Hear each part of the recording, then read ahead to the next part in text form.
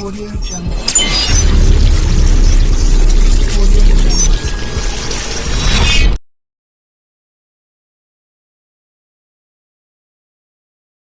अस्सलाम वालेकुम व्यूअर, मैं हूं डॉक्टर बिलाल अहमद राना और आप लोग देख रहे हैं हैंडसम माइंड टीवी चैनल। मुझे उम्मीद है मेरे तमाम व्यूअर खैर वाफियत से होंगे और आज हम बात करेंगे कि साइकोलॉजिकली तौर पे किसी को मैयर करना हो तो वो कैसे मैयर किया जाता है। और ये सवाल की नौबत इसलिए आई है कि दसियों लोगों ने जब ये बात पूछी है कि सर काइंडली ये बता दें कि हमारा इंटरव्यू है और वहाँ पे साइकोलॉजिस्ट बैठा है तो उसकी निगाहों से हमने कैसे बचना है इस हवाले से, या एक इंटरव्यू देने के लिए कौन सी इंसान की क्वालिटीज़ हों कि उसको वो क्वालिटीज़ के मुताबिक ही अपने आप को पेश करना हो। जैसे एक इंटरव्यू वाले रूम में दाखिल होने से लेकर और इंटरव्यू के ख़त्म होने तक हमने कौन कौन से मामलात करने हैं, कैसे कैसे पेश आना है, किस तरह की ड्रेसिंग होनी चाहिए, कपड़े कैसे हों, बाल कैसे हों, जूते कैसे हों, जाना कैसे है और उसके बाद हाथ मिलाना है या नहीं मिलाना है एक मिसाल के तौर पे, ठीक है। और उसके बाद किस तरीके से हमने सवालात के जवाबात देने हैं। तो इस हवाले से आज मैं तफसीलन आप लोगों को बताऊंगा और मुझे उम्मीद है कि ये बातें सुनने के बाद आप लोगों को बहुत सारा फ़ायदा भी होगा। एक चीज़ तो हमेशा याद रखें कि सबसे पहले तो आप लोगों को ये देखें कि आप लोग जो इंटरव्यू देने के लिए जा रहे हैं वहाँ पे जो साइकोलॉजिस्ट बैठे हैं उसने आपको जज करना है। उस इंटरव्यू के अंदर आप लोगों ने किस महकमे का इंटरव्यू देने जा रहे हैं। और दूसरी चीज़ हमेशा याद रखें कि 60% इंटरव्यू के सवालात शुरू होने से पहले एक साइकोलॉजिस्ट जज कर चुका होता है, आपको 40% बच रहा होता है सिर्फ आप। अच्छा, अब जिस डिपार्टमेंट्स का इंटरव्यू होता है वो उसकी नौइयत क्या है। कुछ महकमे मोहब्बत देने वाले होते हैं, कुछ महकमे रोबदार होते हैं, कुछ महकमे हौसले से बात करने वाले होते हैं, कुछ यानी हर महकमे की कोई ना कोई डिमांड होती है, ठीक है। अगर आप आर्मी ऑफिसर के लिए इंटरव्यू देने के लिए जाएं किसी भी फोर्सेज के अंदर, ठीक है, तो वहाँ पे आप लोगों के करेज और कॉन्फिडेंस के साथ आपने बात करनी होती है, वो सबसे ज़्यादा पावरफुल होती है। इसके बरक्स अगर आप किसी सिविल डिपार्टमेंट, एजुकेशन या किसी और महकमे के अंदर हो गए, ऐसी जगह पर अगर आप लोग इंटरव्यू देने के लिए जाएँ तो फिर उस टाइम के अंदर आप लोगों को थोड़ा प्यार से चलना अच्छा लगता है बनस्बत आपके रोबदार होने के। फिर उसके बाद अगर तो आपकी सीट है एक ऐसे लेवल की कि आप लोगों को एक मातहत के तो अमले के तौर पे रखा जा रहा है, तो फिर आप लोग ऐसे सीट के लिए रोबदार तरीके से पेश नहीं कर सकते अपने आप को, आपने फुर्माबरदार बना के पेश करना होता है। अगर आप स्केल 1 2 3 4 5 6 7 8 9 10 या 11 या इस तरह के 12 या इस तरह कम बेश स्केल के अंदर से ठीक हो गया, यानी नॉन गस्टेड हो, एटलीस्ट नॉन गस्टेड हो। अगर आप इस तरह के महकमों के अंदर कोई भी इंटरव्यू देने के लिए जा रहे हैं तो फिर अमूमी तौर पे चीज़ देखनी पड़ती है कि आप लोगों ने थोड़ा पोलाइट और थोड़ा अदब से पेश आना होता है।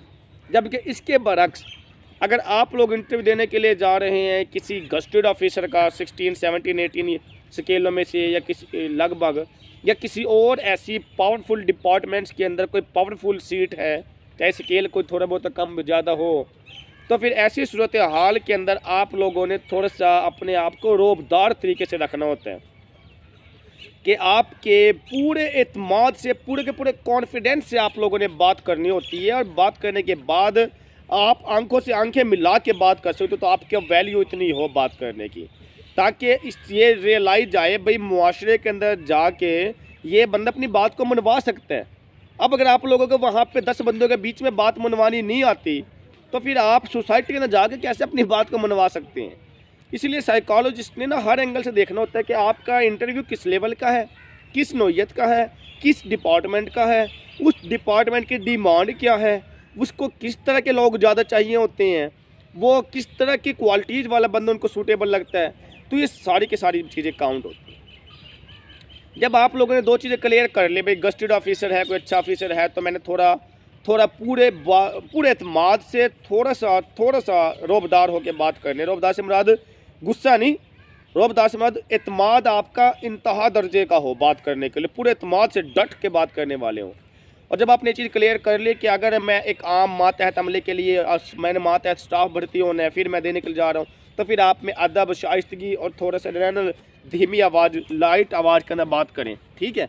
और ऑफिसर हैं तो आप थोड़ा सा ऊंची आवाज़ से बात करें। आपके लफ्ज़ों के उतार चढ़ाव भी बड़े नोट किए जाते हैं, ये चीज़ आप लोगों को नोट कर लिए। फिर जाने से पहले आप लोग ये लाजमी देख लें कि जो डिपार्टमेंट है उस डिपार्टमेंट में किस तरह के लोग अच्छे लगते हैं, वो क्वालिटीज़ अपने माइंड के अंदर रखें। मिसाल के तौर पर अगर आप किसी फोर्सेज का देते हैं, किसी भी तरह का बेल्ट फोर्स, चाहे वो आर्म फोर्सेज है हमारी, चाहे वो सिविलियन में से है, चाहे वो हमारी आर्मी में से है, किसी भी तरह के बेल्ट फोर्सेज का आप इम्तिहान देते हैं, तो उस सूरत हाल के अंदर तो फिर आप लोगों ने उस बेल्ट फोर्सेज के लिए अमूमी तौर पे उनको हौसला, दिलेरी, बहादुरी, करेज, कॉन्फिडेंस, हिम्मत, ऐसे लोग चाहिए होते, तो वो वाली बातें आप माइंड के अंदर रखें। और इसके बरक्स अगर आप लोगों को किसी और बेल्ट फोर्स के किसी आम से सिविल डिपार्टमेंट के अंदर इंटरव्यू देना होता है, तो फिर आप लोग उसी लिहाज से अपना पोलाइट बिहेवियर, अपना नॉर्मल लहजा, आपके टोन, आपकी प्रोनाउंसिएशन, आपका बात करने का स्टाइल थोड़ा सा रोबदार होने के बजाय थोड़ा सा कम होना चाहिए कि अदब टप के उसके अंदर बात करने के अंदर। ये चीज़ फाइनल हो गई। उसके बाद जब आप लोग जाते हैं तो ड्रेसिंग कैसी होनी चाहिए। बाद लोग कहते हैं जी मैंने काला कोट पहन लिया है तो मैं वकील लग रहा हूँ, बाद लोग कहते हैं जी मैंने ये पहन लिया, मैंने वो पहन लिया। तो याद रखें, आपने ड्रेसिंग जो भी करनी है उसके अंदर मेन चीज़ ये हो कि आपका 2 पीस धुला हुआ हो, टाई अच्छे तरीके से लगी हुई हो। ज़्यादातर देखने के अंदर आए, मैंने खुद बहुत सारे इंटरव्यू लिए हैं कि लोग रंग बिरंगी टाइयाँ लगा के आ जाते हैं, तो इससे उसकी पर्सनैलिटी को सारा का सारा, अच्छे बंद लोग होते हैं, उसकी रंग बिरंगी टाई लगाने की वजह से उसकी पर्सनैलिटी को मादूम कर देते हैं, तबाही मिट जाती है उस रंग बिरंगी टाई के पीछे।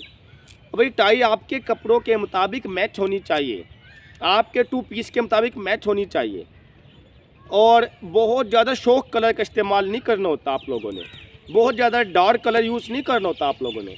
डार्क कलर ना ब्रेन की इंटेंसिटी को शो करता है, शिद्दत वाले लोगों को शो करता है, चाहे वो मोहब्बत में शिद्दत है चाहे वो नफरत में, लेकिन जो डार्क कलर होते हैं ना वो आपकी इंटेंसिटी को ज़्यादा शो करता है, इसलिए आप लोगों ने डार्क कलर का यूज़ नहीं करना होता। और फिर टाई को आपने अपने 2 पीस से मैच करना होता है, किसी से पूछना भी होता है भाई ये टाई कैसी लग रही है, एक मिसाल। दूसरी चीज़ ये है कि ये कोई लाजमी नहीं है, बाद लोग समझते हैं जी नया 2 पीस लेना ही लाजमी है, नहीं तो मेरा अच्छा इंटरव्यू होगा। भाई किसने कह दिया? आप लोग पुराना 2 पीस पहन सकते हैं, शर्त यह है कि वो अच्छे तरीके से धुला हुआ हो और अच्छे तरीके से उसको क्या बोलते हैं, अच्छे तरीके से मतलब धुलने के बाद अच्छे तरीके से उसकी इस्त्री हुई हो, तो आप पुराना पहन सकते हैं, इजीली पहन सकते हैं। फिर लाइट कलर का यूज़ ज़्यादा करें आप लोग ना, बहुत शौक कलर उसके अंदर नहीं होना चाहिए। और इसके साथ साथ आप लोगों ने आपके बालों का स्टाइल और आपका ख़त है या नहीं है, इन चीज़ों के हवाले से तो आप फ्रेश बाल कुटवा लें 1 या 2 दिन पहले, ताकि वो खूबसूरत लगे। और उसके बाद बाल बहुत ज़्यादा बेतुके तरीके से भी ना बनाएं जो कि आपकी पर्सनैलिटी को बिगाड़ दे। एक मिसाल के तौर पे आपकी पर्सनैलिटी पे जो बाल खूबसूरत लगते हैं वही बाल रखें, कोई लाजमी नहीं है कि आप किसी के कहने पर जो अजीब तरह के बाल रख लें, जो खूबसूरत लगते हैं। बस एक चीज़ का ख्याल रखें कि बालों की कटिंग हो रही है और छोटे लाइट बाल हों, बहुत ज़्यादा भारी और घने ना हों। लाइट से मतलब बिल्कुल भी छोटे ना हो, लेकिन थोड़े से ताज़ा कटिंग हो कि वो वाजे तौर पे फील हो भाई वाकई अच्छी कटिंग है। ख़त आपका है, अगर तो आप शेव कराते हैं तो फिर उसी दिन ताज़ा शेव करा के जाएँ, और अगर आपको ख़त रखने की आदत है तो फिर आप अच्छे तरीके से इसको बैलेंस करें साइडों से और नीचे से भी आप लोग ना बैलेंस करके आपका ख़त के अंदर खूबसूरती आ रही है। आपके जूते अमूमी तौर पे ब्लैक कलर के कोशिश करें कि ब्लैक कलर के होने चाहिए, किसी और कलर के अंदर ना फिर दसियों बातें दिमाग के अंदर पैदा होती हैं, तो इसलिए ना ब्लैक शूज़ ज़्यादा सूटेबल है।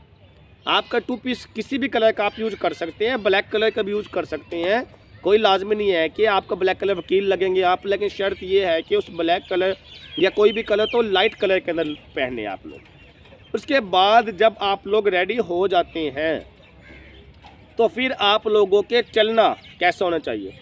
अब चलने के लिए अगर हम बात करें तो चलने के लिए आप लोग इस तरह से चलते हैं, अगर लाइन की पटरी की तरह, that is the most suitable way. आपका अच्छा तरीक़ेकार, आपको चलने भी ऐसे चलना चाहिए। और अगर आप लोग ऐसे पाँव को रखते हैं एक मिसाल के तौर पे तिरछा, तो वो भी आपकी इस चीज़ की अलामत होती है कि आपके दिमाग में कुछ और ही चल रहा है, कोई ख्यालात और आइडियाज़ कुछ और ही हैं आप मेंटली प्रिपेयर नहीं, इस तरीके से इस तरह से पाँव ना रखें। फिर जो आपका फिजिकल पोस्चर है, फिजिकल पोस्चर के अंदर एक चीज़ हमेशा याद रखें, जो बहुत ज़्यादा गलतियां मैंने देखी हैं वो ये है कि लोग ना ऐसे करके चलते हैं झुका के। कभी भी सर को झुका के नहीं चलना होता, हमेशा सर को उठा के चलते हैं। कंधे आपके झुके हुए ना हो, कंधे आपके उठे हुए होने चाहिए, सर आपका बैलेंस उठा हुआ होना चाहिए, और बिल्कुल इस तरीके से आप जो ना चलें कि लाइन की बट्टी की तरह बिल्कुल बैलेंस। और अहम चीज़ जो है वो आपने ना स्ट्रेस लेके चलना, भाई मैं पता नहीं कैसा दिखूंगा, बल्कि आप रूटीन वाइज जैसे चलते हैं तो बस ऐसे चलना है। कोई जिसके जब बंदा ज़्यादा स्ट्रेस लेता है ना कि मुझे सही तरह चलना आया नहीं आया, तब भी बंदे का कंधे को कन्फ्यूजन होती है। जितना ईजी समझ के इस काम को करते हैं तो उतना ईजी लगता है, आप लोगों ने तो मुश्किल लगता है। फिर जब आप लोग चलने शुरू कर देते हैं, चलने के बाद मैंने बताया कि आप लोगों ने पूरे के पूरे कॉन्फिडेंस के साथ आपका जो पोस्टर है वो एक 90 के एंगल के मुताबिक होना चाहिए। आपका सर इस तरीके से उठे होने चाहिए, आपके कंधे इस तरीके से उठे हुए होने चाहिए कि वो खूबसूरत लगते हों।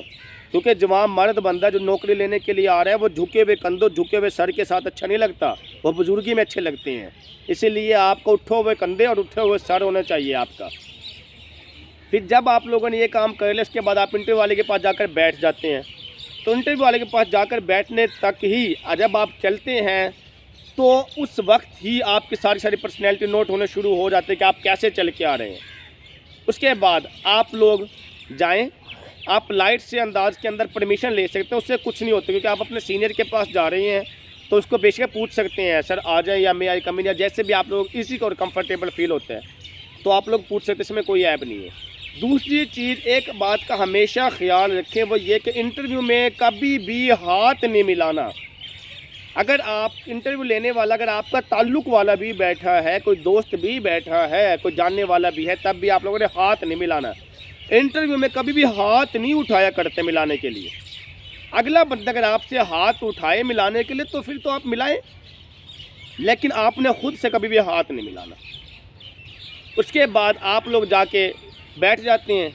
बैठने के बाद अब आप लोगों का पोस्टर नोट होता है, एक साइकोलॉजिस्ट आपके लुक को देख रहा होता है। सिर्फ पोस्टर कैसे नोट होते हैं मैं आप लोगों को बता देता हूँ कि जैसे एक बंदा ये बैठे है, अगर तो वो इस तरीके से बैठे हैं, उसके हाथ भी इस तरीके से हैं कि मिसाल के तौर पे उसने अपनी कुर्सी के ऊपर रखे हुए इस तरीके से बिल्कुल बैलेंस, ये बैलेंस वे आपका बैठने का, ये इस तरह से है कि आपको बैठने का शऊर है। एक मिसाल के तौर पे अगर इस तरह से दाएं टांग को चढ़ा के बैठते हैं तो भी ऐसे इंप्रेशन जाते हैं भैया आप ना कोई बहुत बड़ी चीज़ अपने आप को समझते हैं और बड़ा फन्ने खा तरीके से आप आए हुए हैं। और अगर इस तरीके से बैठते हैं तो फिर आपका ये चीज़ शो होती है कि शायद आपके ब्रेन में कोई ऐसी कॉम्प्लिकेशन है कि मिसाल के तौर पे, या कोई आपके माइंड में भी कोई बात चल रही है। और अगर आप क्रॉस लेग कर लेते हैं, क्रॉस लेग इस तरीके से, या क्रॉस हाथ कर लेते हैं, that is the totally against the rule of interview. तो आप लोगों ने क्रॉस लेग नहीं बनानी। क्रॉस लेग बनाने से मुराद ये है कि जब आप लोग क्रॉस लेग बनाते हैं तो क्रॉस लेग बनाने से मुराद ये है कि आपके माइंड में कॉम्प्लिकेशन आती हैं और आपका माइंड फ्रस्ट्रेटेड ज़्यादा रहता है, इसलिए ये वाला काम नहीं करना आप लोगों ने। उसके बाद अब आप लोगों ने जब बैठ गए, बैलेंस और हाथ आपके इस तरीके से होने चाहिए। और जब बैठने के बाद आप लोग ना हाथ को बांधे कोशिश करें, ना ही आप सर को झुकाएं, बल्कि इजी वे के अंदर बैठें। आप लोग बस ऐसे बैठेंगे, बिल्कुल इजी होती है कि मिसाल के तौर पर, खैर मैंने तो राइट को लेफ़्ट पे रखा हुआ है क्योंकि वो तो शुरू में काउंट होता है, फिर बाद में बंदा थक जाता है, फिर काउंट नहीं होता इंटरव्यू के दौरान भी, ठीक है, वो शुरू में काउंट होता है। जब आप आके बैठ जाते हैं और उसके बाद उस वक्त तक आप 60% मैयर हो चुके होते हैं। आपका गुड पोस्टर अच्छे तरीके से, आपका 90 के एंगल की तरह आपका सीधे आना, ठीक है, सर को उठा के चलना, कंधों को उठा के चलना, और आके बिल्कुल उसके साथ जो है ना एक अच्छे तरीके से बैठ जाना, हाथों को साइडों पर रख लेना, टांगों को बैलेंस कर लेना। एक साइकोलॉजिस्ट ने जज कर लिया आपको, अगर आप आंखें इधर उधर घुमाते हैं, मुंह इधर उधर घुमाते हैं, हाथों को बंद कर लेते हैं, टांगों को बंद कर लेते हैं, ये सारी बातें ही आपको साइकोलॉजिकली नुकसान दे सकती हैं कि वहाँ पे आपको अनफिट लिखा जा सकता है। फिर अब हम आते हैं सवाल जवाब की तरफ। सवाल जवाब के अंदर अगर तो याद रखिए, अभी तक लोगों को यही नहीं पता कि मैं सवाल उर्दू में सवाल दूँ, इंग्लिश में जवाब दूँ, उर्दू में जवाब दूँ। तो अल्लाह का खौफ करें, ये तो कमर के बंदे को पता होना चाहिए। हमेशा याद रखिए, अगर आप लोग उर्दू में सवाल होता है तो उर्दू में जवाब दें, इंग्लिश में जो सवाल होता है तो इंग्लिश में जवाब दें। अगर आपको लगता है, कहा जाता है इंट्रोड्यूस यूर सेल्फ, तो फिर आप लोग इंग्लिश के अंदर बताएं, आई एम फलान, आई बिलोंग टू फलां, और आप अपनी बाकी डिग्रीज वगैरह जो बताना चाहें, और मोस्ट लास्ट और अपडेट डिग्री कोशिश करें बस वो बताएं आप लोग, या 1-2 डिग्री मैक्सिमम जो एक्स्ट्रा डिप्लोमाज वगैरह चल वो बता दें। उससे एक ना गुड जेस्चर जाता है भाई बंदे ने अपनी इन ट्रेडिशनल डिग्री के अलावा भी बहुत सारे डिप्लोमाज किए, उसका मतलब बंदा बड़ा एक्टिव लगता है। ठीक है, तो वो चलो आप बता दें। इसके अलावा लास्ट डिग्री बताएं। अब एक बंदा एमफिल बताने के बाद मास्टर तक का किस लिए बता रहा है, लोगों को पता नहीं है भाई जिसने एमफिल किया तो उसने एमएससी भी किया होगा, बीएससी भी किया होगा। तो लास्ट डिग्री बताएं। लास्ट डिग्री बताने के बाद अगर आपके पास एक्स्ट्रा डिग्री और डिप्लोमा आ जाए चलो उसका बता दें। ठीक है, अब अगर आपसे इंग्लिश के अंदर पूछा गया तो इंग्लिश में बता दो, उर्दू के अंदर कहा गया जी तारुफ ये बताएं जी कौन है, तारुफ कराएं अपना, कुछ भी कहा जाता है तो फिर आप उर्दू में जवाब दें उसको। उसके लिए ज़बरदस्ती इंग्लिश ना बने। बाद लोग अपने आप को एक्स्ट्रा एफिशिएंसी समझते हैं, एक्स्ट्रा एफिशिएंट समझ के ना वो उर्दू में बात पूछाते हैं तो उसको इंग्लिश में जवाब देते हैं। तो इसलिए ऐसा नहीं करना, जिस तरह का जिस तरीके से सवाल उस तरीके से जवाब होगा। फिर आप लोगों ने इंटरव्यू के अंदर ना कभी भी शायद का लफ्ज़ नहीं लगाना, या तो का लफ्ज़ नहीं लगाना, या ये होगा या वो होगा ऐसे लफ्ज़ नहीं लगाना, शायद ऐसे है ऐसे लफ्ज़ नहीं लगाना। तो आप लोगों ने स्ट्रेट फॉरवर्ड रहना है। स्ट्रेट फॉरवर्ड से मुराद ये है कि आपसे जो सवाल किया जाता है आप उसका जवाब दें।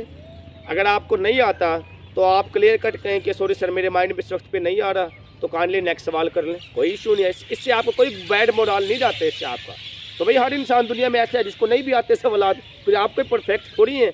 तो इसीलिए बाद लोग ये समझते हैं, बाद लोग ज़बरदस्ती घुमाने की कोशिश करते हैं। इंटरव्यू वाले बड़े उस्ताद होते हैं, वो आपको पहचान जाते हैं भाई आप घुमाने की कोशिश कर रहे हैं।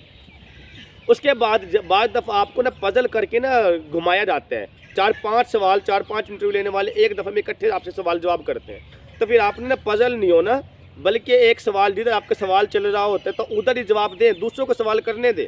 वो आपको पजल करने के लिए ऐसा कर रहे होते हैं। जब आप उसका जवाब दे दें उसके बाद जो आपको लगता है कि सबसे पहले इसने सवाल किया तो आप उसको जवाब दें एक टाइम के अंदर। और फिर अगर कोई ऐसा पजल करने की कोशिश करें तो आप हल्का से मुस्कुराएं। उस टाइम पे मुस्कुराना उस टाइम पे मजबूरी है। आप हल्का से मुस्कुराते हैं तो इसका मतलब आपका ये जेस्चर आता है भाई आपको पता है इन सारी बातों को, इसलिए आप इजी बैठे हैं। और अगर आप शक्ल पे 12 बजा लेते हैं भाई इतने सवाल मैं जवाब कैसे दूंगा, तो अगलों को समझ आ जाती है भाई आपका ना जो प्रैक्टिकल एक्सपीरियंस है वो नील है। आपको अभी पता ही नहीं है कि गैदरिंग को कैसे डील करते हैं। जब आप लाइट से मुस्कुरा देते हैं और ईजी होकर जवाब देते हैं तो फिर ये आपका गुड जेस्चर जाता है।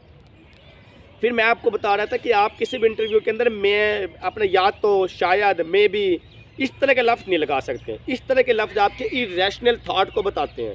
रैशनल थाट वाला कभी भी इस तरह की बातें नहीं करता, या तुम जीत जाते या हार जाते या ये हो जाते या वो जाता।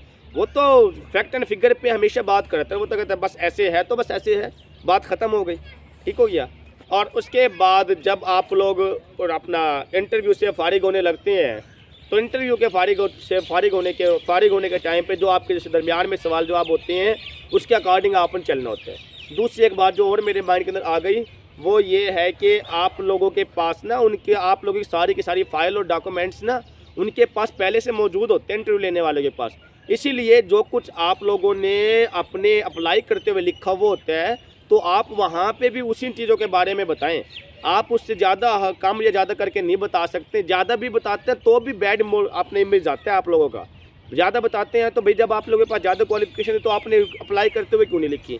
इसलिए आपने उतना ही रहना है, फैक्ट एंड फिगर पे रहना है, हकाइक बेस ही रहना है आप लोगों ने, ठीक हो गया। फिर जो अहम बात अभी मेरे माइंड के अंदर आ गई वो ये कि आजकल जो पीपीएससी के इंटरव्यू हो रहे हैं तो वो ये है कि मोस्टली इंग्लिश के अंदर इंटरव्यू हो रहे हैं और आपको 110% इंग्लिश के अंदर ही आपको रिप्लाई करना पड़ता है। और जो उर्दू के अंदर रिप्लाई करते हैं तो उनका बैड इमेज आता है। इसलिए आप अगर कोई अच्छा पीपीएससी का इंटरव्यू देना है गस्टेड ऑफिसर के लिए तो फिर उसके लिए आप थोड़ी सी तैयारी करके जाएँ अपनी, आपकी इंग्लिश की कम्युनिकेशन स्किल अच्छी कर लें थोड़ी सी, ठीक है। और फिर बोलते हुए ना पता कौन सा बंदा हिचकिचाता है, एक ऐसा बंदा हिचकिचाता है जो एकदम से बोलना शुरू करता है। आपने पजल होने के बजाय आपने अगले की बात को सुन के कुछ लम्हे का ठहराव पैदा करके जवाब को शुरू करें। जल्दी शुरू करते हैं एकदम से मैं इस तरीके से बोलने शुरू करते हैं तो आपका कॉन्फिडेंस लूज हो जाता है। आपने क्वेश्चन कोई सवाल किया, आप इजी हो, एक लम्हे के लिए खामोश और फिर आहिस्ता आहिस्ता बात को शुरू करते हैं तो अच्छे तरीके से बात शुरू हो जाती है। एक मिसाल, एकदम से बोलते हैं तो आपका सारा कॉन्फिडेंस लूज़ हो जाता है। आपने एकदम से नहीं बोलना होता और आपने फिर ऐसे फील करके बोलना होता है भाई ये भी मेरे जैसे लोग हैं, कोई न्यू एलियन है जो पछोतरी मखलूक है। तो इसीलिए जो है ना ये जैसे आप आपस के दोस्तों में ईजी होकर बैठते हैं तो ऐसे ईजी होकर बैठें। और ये जितने भी अफसर बन जाते हैं ये सारे ऐसे ही होते हैं। ये सिर्फ काला कोट पहन लेते हैं तो हमें लगता भी पता नहीं क्या बन गए। ये भी इंसान ही है, बल्कि हमसे ज़्यादा बात बच्चे वाले होते हैं। तो उसके अंदर कोई, ये तो खैर फ़न आपको समझाने के लिए था। तो मतलब इसके अंदर कोई यूनिक बात कोई नहीं है। इसलिए बाहर बंदे ना इतना ज़्यादा स्ट्रेस ले लेते हैं, भाई पता नहीं ये मैं किस मखलूक के सामने जा रहा हूँ। तो जितना ईजी करके आप लोग जाते हैं तो उतना अच्छा आपका इंटरव्यू होता है, ठीक है। और बाकी ये है कि आप थोड़ा सा तैयारी करके जाएं, उससे आपको कॉन्फिडेंस लेवल अच्छे रहते हैं। तो मुझे उम्मीद है कि जो कुछ मैंने आपको बताया कि एक इंटरव्यू देने के लिए आप लोगों ने किन किन बातों का ख्याल रखना होता है, और 60% मैंने बताया कि आपका गुड लुकिंग और बैड लुकिंग ये आपके मार्क्स के ऊपर डिपेंड कर रहे हुए होते हैं। 40% आपके, 40% सिर्फ आपके, बाकी क्वेश्चन आंसर के होते हैं, ठीक है। तो ये सारी की सारी बातें मुझे उम्मीद है आपको समझ में आ गई होंगी। किसी भी इंटरव्यू में जाने से पहले आप लोग इसकी थोड़ी सी तैयारी करके जाएं। और अगर आप लोगों को ये बातें हमारी अच्छी लगी हैं तो आप लोग अपने दोस्तों की भी हेल्प करें, उन तक हमारी ये वीडियो पहुंचाएं ताकि वो इसको देखकर किसी हद तक अपने लिए भी बेहतरी ला सके। और इसके साथ साथ अगर आपको आज की हमारी ये वीडियो अच्छी लगी है तो आप लोग हमारे चैनल को लाइक करें, सब्सक्राइब करें, बेल आइकन को दबाएँ ताकि बर वक्त आप लोगों तक हमारी तमाम वीडियो मौसूल होती रहे। इसके साथ ही अपना ख्याल रखिएगा, इजाज़त दीजिएगा। अल्लाह हाफ़िज़।